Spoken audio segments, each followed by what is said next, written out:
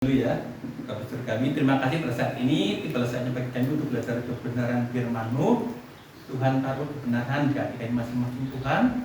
Melalui pengajaran ini, pakai hamba-Mu sederhana menjadi alat-Mu sebagai perpanjangan lidah Tuhan, pikiran Tuhan dan kehendak Tuhan. Dan Bapak Surgawi, sekiranya ada roh-roh jahat yang mau mengganggu jalannya pembelajaran firman Tuhan ini di dalam nama Yesus Tuhan tengking. Haleluya. Ya. Di sini halo-halo orang di depan.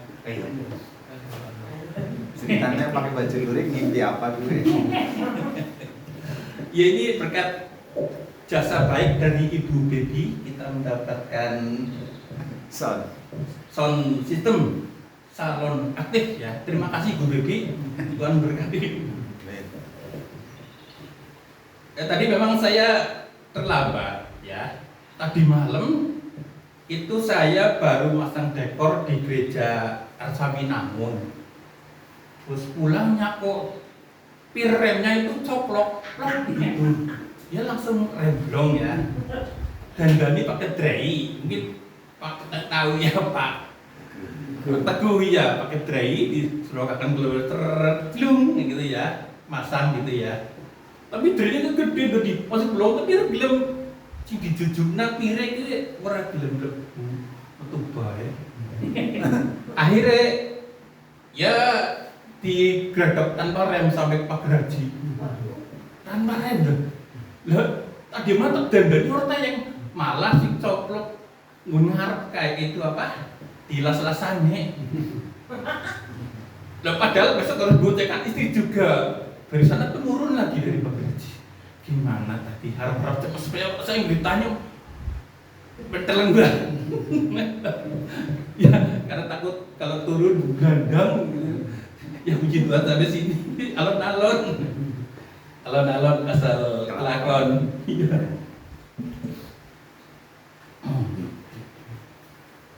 Oh iya, kita akan membaca Kejadian 39 ayat 21 sampai 23. Kejadian pasal 39 ayat 21 sampai 23. 3 ayat saja.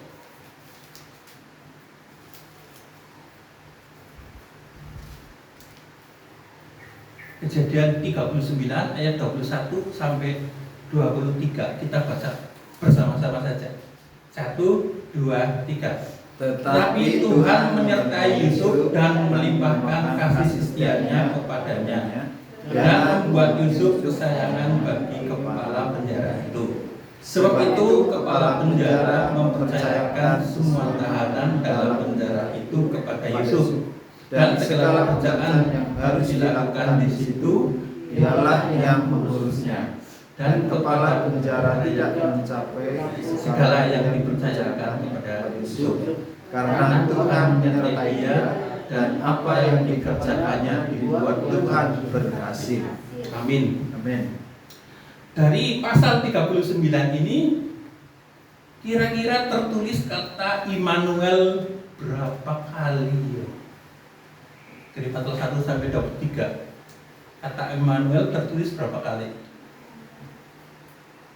Yang minimal berapa? Ya betul. Kok bisa tepat Mas Bini? Apa jawabannya tuh? Udah katam. Berapa kali? 4 kali. Lo kok tahu? Yo, padahal tidak ada tulis Immanuel. 4 kali sudah. Ya, apa yang tulis di situ kata apa? Kata. Nah itu. Ya, ada kata menyertai. Ya. Tuhan menyertai Yusuf. Menyertai itu artinya Immanuel, Tuhan beserta kita atau Allah beserta kita. Sampai dikatakan sampai 4 kali. Ini ada apa sih kok sampai dikatakan sampai 4 kali? Ya. Jadi Tuhan menyertai Yusuf. Tapi ya kita juga disertai Tuhan, tapi kepada Yusuf ini istimewa sekali penyertaannya. Nah, alasannya apa? Ya, alasannya mengapa Tuhan menyertai Yusuf sehingga dia berhasil?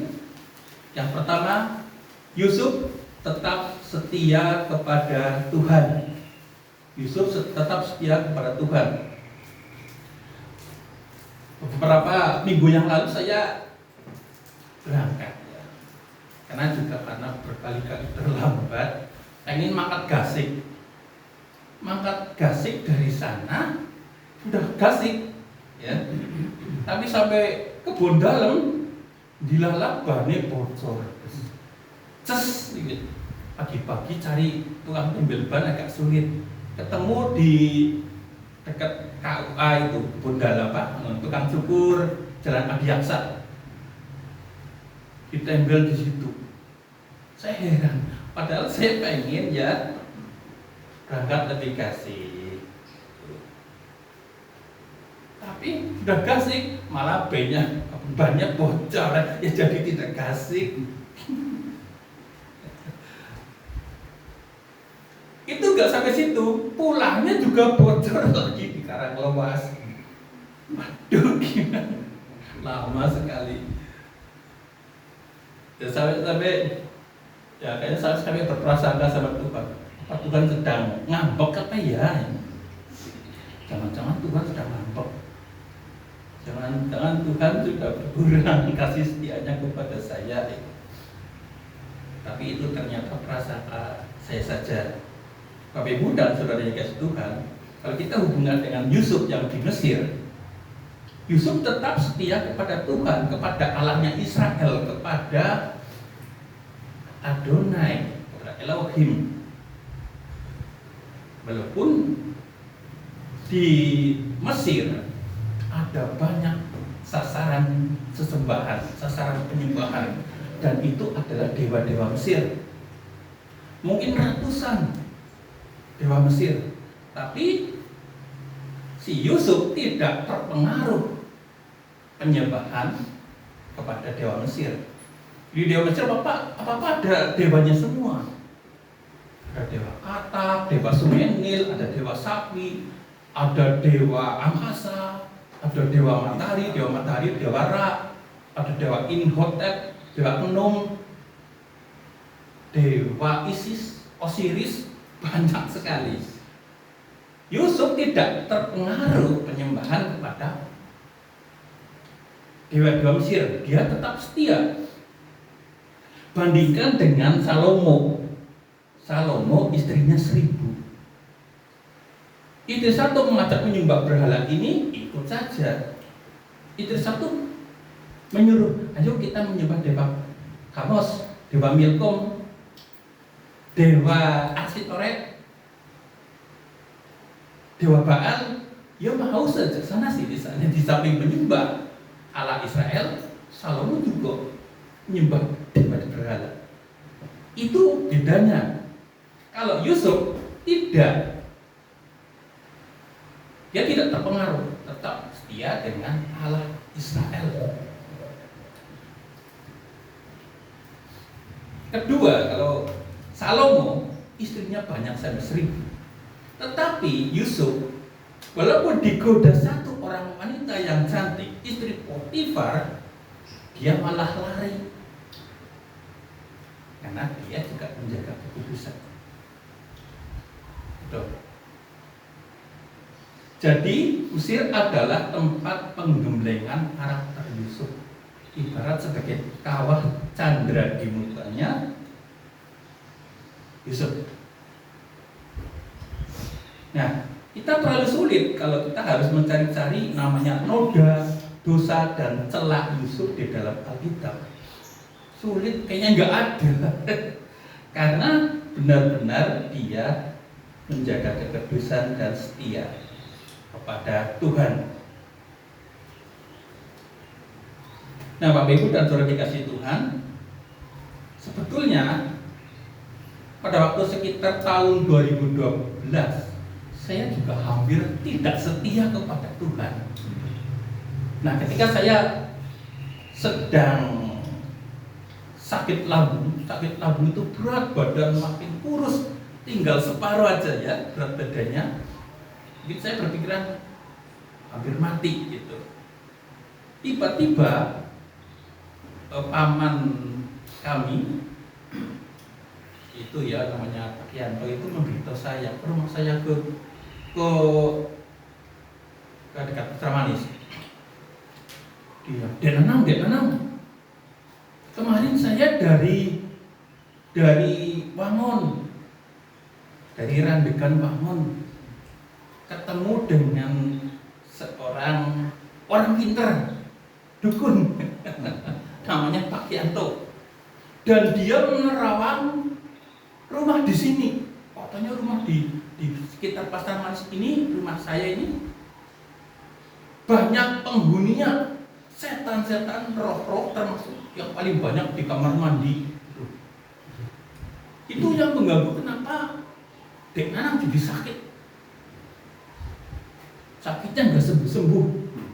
Jadi Pak Yanto di Randegan Wangon mengundang Dek Nanang untuk ke sana. Nanti ditelusuri dan dinetralisir gitu. Namanya orang sakit, saya nggak berpikir panjang. Betul, saya nggak punya Tuhan, betul saya ingin sembuh. Karena doa berkali-kali seakan-akan Tuhan membiarkannya, tapi sebetulnya tidak. Saya jelaskan kenapa. Nah, kami menyewa taksi sampai Wangun. Kemudian kami di Terawang. Banyak ini, gitu banyak. Diambil satu persatu, tahan napas, buang. Ada yang di kaki itu Pak, di kaki anaknya juga punya apa itu pandangan indigo apa itu? Iya. Ada sekitar 40 kali dibuang semua setan ada pada saya itu. Saya yakin apa enggak percaya banget sih. Saya enggak percaya, kalau saya sembuh mungkin saya percaya gitu. Nah setelah di Terawang sampai rumah cuma 2 hari sembuh, doyan makan lagi, makan pare, jangan pare enak toh, tambah apa tuh balado terong buatan istri enak banget. Itu lebih kemaruk makan sudah sembuh. Saya sempat terombang-ambing di rumah aja, rumahnya Pak Yanto ada gambar saya Abdul Qadir Jailani itu ya. Ya, saya pikir kenapa Tuhan nggak bisa menyembuhkan, kok sampai dukun bisa menyembuhkan, bahkan agama lain bisa menyembuhkan. Betul begitu. Lah saya konsultasi ke situ lagi, suruh dibawakan telur. Ini telur didoakan dulu. Umat kami dimantani, ditaruh di plastik. Tolong ini dijagain terus, jangan sampai pecah. Kalau pecah ada akibat buruknya. Terus dikasih air, wadih aqua itu dicoba jagung nih. Kasihkan saya ini diminum untuk membuang setan-setan dan keluar terus gitu. Sama saya lakukan, terus saya pegang. Malam-malam saya takut jangan-jangan telurnya pecah, jago terus. Itu cekli itu ditingguli jangan sampai senggol dan pecah. Tapi itu ternyata cuma bohong. Lah, sembuh, saya merasa berdosa kepada Tuhan. Saya datangi rumahnya Mas Beni. Saya ingin ada pemulihan baru. Lalu juga ke Pak Jowi.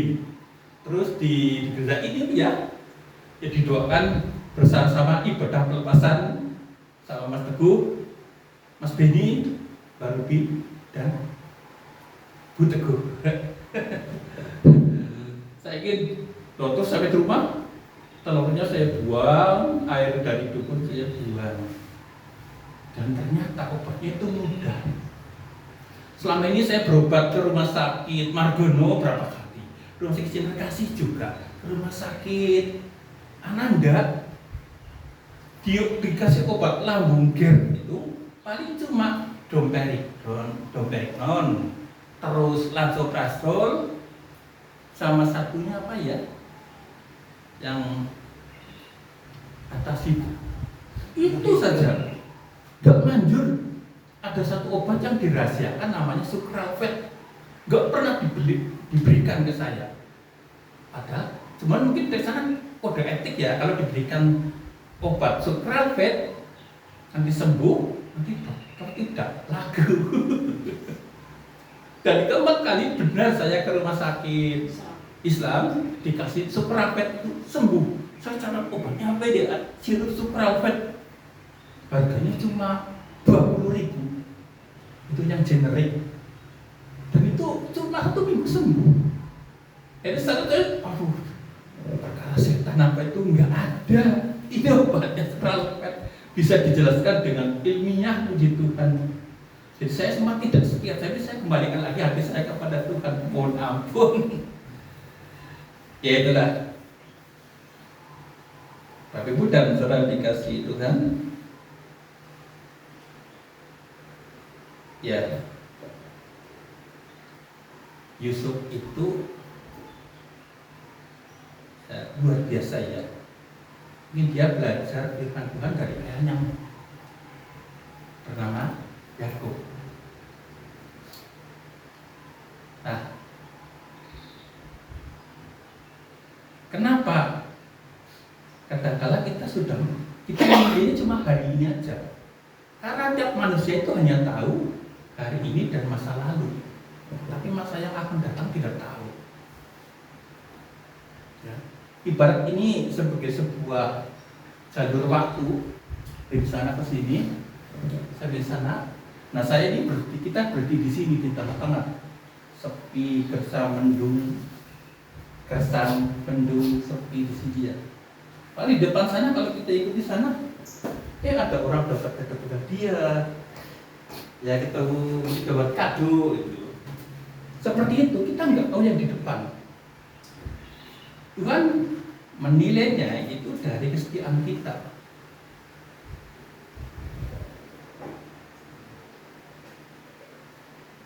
Ya, Bapak Ibu dan dikasih Tuhan, saya mengikuti ya kita ya sama Mas Beni, Pak Rubi mengikuti pemuridan. Nah, untuk buku keempat, bab ke-1 itu tentang apa itu? Menjadi murid Tuhan Yesus. Judulnya seperti ini, menjadi murid Tuhan Yesus. Ada sebuah tugas. Tugasnya adalah jika Yesus itu menderita bagi kita, dia rela berkorban untuk kita. Sekarang kita itu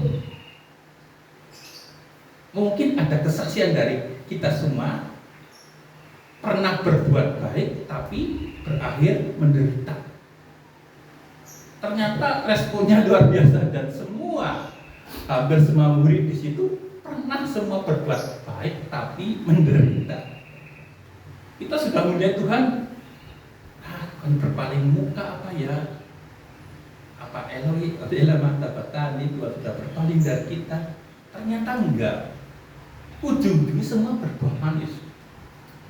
Ayub menderita, tapi ujungnya berbuah manis. Elia juga hampir bunuh diri, dia melayani Tuhan. Semua nabi-nabi sudah dibunuh semua di Israel, tinggal cuma satu, si Elia saja. Itu pun sedang dikejar-kejar. Hanya dia putus asa lah, berbuah melayani lah. Dia bertanya sama Tuhan. Tapi datang malaikat memberi roti dan air, ini minumlah, gitu. Digugah dulu, ya dibawa pohon arar ya, tidur lagi, digugah lagi, dibangun karena kamu bangun, minum lagi agar kamu kuat dan berjalan lagi, berjalan melampaui gunung Horeb. Nah baru setelah itu dia benar yakin bahwa itu panggilan Tuhan tidak main-main, ujungnya juga habis. Termasuk juga Daud. Dia dikejar-kejar Saul dan tentaranya, dia berada di gua Adulam untuk bersembunyi. Dia seolah-olah nyawanya itu mau berakhir. Mereka memburu aku, anjing-anjing basan memburu aku dan aku hampir mati. Tapi ujungnya ya manis itu. Ternyata Allah konsisten menyertai kita. Yang kedua, mengapa Tuhan menyertai Yusuf? Alasannya adalah Yusuf tetap menjaga kekudusan di hadapan Allah. Yusuf tetap menjaga kekudusan di hadapan Allah. Di sini ayat yang jadi referensi kita ini, topik bahasan kita adalah Yesus berada di rumah Potifar. Ya. Di Yesus itu kalau dalam ayat Yusuf itu dalam ayat yang ke-6 disebutkan Yusuf itu manis sikapnya dan elok parasnya. Makanya istri Potifar itu tertarik. Saya pernah membaca di sebuah artikel kalau istri Potifar ini cantik dan bisa digolongkan sebagai ratu kecantikan yang Mesir. Menggoda si Yusuf untuk berbuat tidak senonoh. Tapi Yusuf malah lari. Yusuf itu takut kepada Tuhan, dia jaga kekudusan agar hubungan relasi dengan Tuhan itu baik sekali. Bapak Ibu mungkin pernah mendengar seorang penyanyi gospel atau lagu rohani yang bernama Frankie Sihombing. Pernah? Dia pencipta banyak lagu-lagu ratusan dan juga penyanyi lagu-lagu rohani. Ya. Dia juga banyak mendapatkan masukan, income dari dunia gospel puji-pujian itu. Dia punya istri bernama Luciana. Anaknya itu Ben Joshua. Ben Joshua itu artis sinetron ya. Dan satunya lagi anaknya bernama Petra Sihombing. Itu penyanyi ternama terkemuka. Nah ternyata Frankie Sihombing ini, sang ayah ini yang pencipta dan penyanyi lagu rohani, malah tertarik dengan Feby Fabiola, ya kan? Artis Feby Fabiola. Padahal Feby Fabiola juga sudah punya suami orang Prancis dan diceraikan. Mereka bertemu berkenalan, lalu berselingkuh. Frankie Sihombing dan Feby Fabiola. Setelah selingkuh, apa yang terjadi?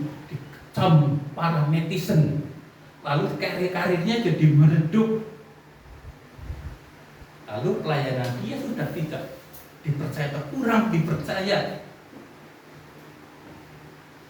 Jadi perlunya menjaga kekudusan agar citra kita terjaga. Belakangan memang si Frankie Sihombing ini dalam wawancaranya dengan David Mananta, dia bilang, ya saya bertobat, saya salah banyak banget sama saya, memang begitu salah.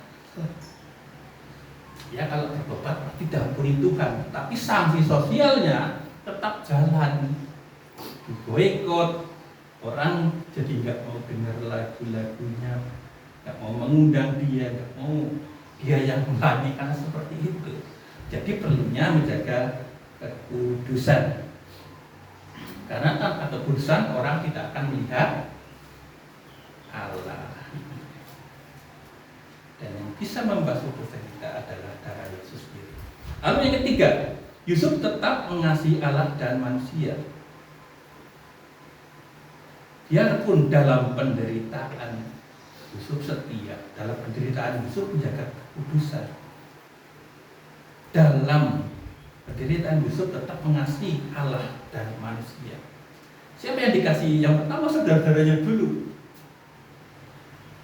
Saudara 12 yang pernah membuang Yusuf ke dalam sumur ya, karena iri hati, Yusuf dibuang ke dalam sumur. Mungkin orang mengira ajal Yusuf sudah selesai juga nanti masa depannya. Dia masuk di dalam sumur itu tidak ada airnya, sumurnya kering. Padahal kita tahu kalau di padang pasir namanya sumur itu pasti dalam-dalam ya, untuk bisa mencampur mata air, dia dibuang sana. Pikiran orang, bahkan mungkin pikiran dia nggak menyangka. Saya sudah masuk ke dalam sumur, masa jadi orang termasyhur? Saya tidur saja di dalam jerami, masa saya jadi Mangkubumi? Saya itu seorang jongos, masa jadi bos? Saya ini seorang zero, masa jadi superhero? Semua tidak mungkin. Ya. Masa sih saya seorang kopral jadi jenderal? Seorang rakyat jelata duduk di atas tahta? Semua tidak mungkin. Saya ini di dalam sumur gelap, pengap, oksigen tipis, sebentar lagi mau mati. Apakah ada harapan? Dan ternyata ada. Luar biasa. Harapannya melebihi ekspektasi siapapun juga. Melebihi kesuksesan daripada saudara-saudara semua. Karena apa? Satu hal, dia setia, dia menjaga kudusan, dan dia tetap mengasihi Allah dan manusia. Nah, ketika dia bertemu di Mesir, karena Kanaan pacaklik, Yusuf tidak pangling dengan saudaranya. Harusnya dendam ya. Dia membuang saya, membunuh saya. Soalnya sekarang kata satu persatu terjidat semua bisa. Dendam bisa, tapi tidak. Yusuf tetap tidak tahan, bahkan dia berkali-kali menangis ke dalam kamar karena tidak tahu orang apa itu, tidak tahan. Itu saudara-saudara saya semua yang datang, tetap memberi pengampunan walaupun dengan sedikit ngepreng gitu, tapi ujung-ujungnya dirangkul, dipeluk semua, dan mereka sempat menyembah Yusuf. Artinya betul jadi kenyataan. Jadi raja nomor 2, dia jadi pangeran itu, atau Mangkubumi Mesir. Bapak Ibu dan saudara dikasih Tuhan, mungkin Bapak Ibu saudara punya seteru atau punya musuh sekarang yang belum dimaafkan. Saudara kita, tetangga kita, istri, suami.